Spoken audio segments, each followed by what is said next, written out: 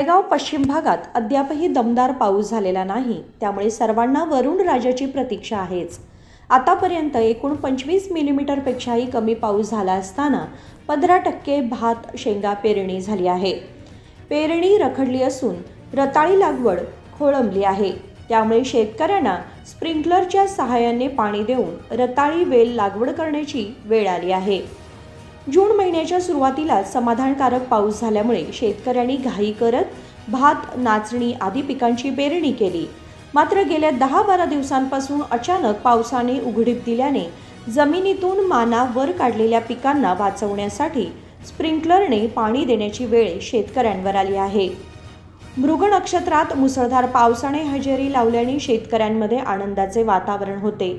याच आशेवर शेतकऱ्यांनी महागडे बियाणे खरेदी करून काही खरीपाच्या पेरण्या चालू केल्या होत्या। आता हे सर्व शेतकरी पावसाच्या प्रतीक्षेत आहेत। महादेव पवार, KMM मराठी, बेळगाव।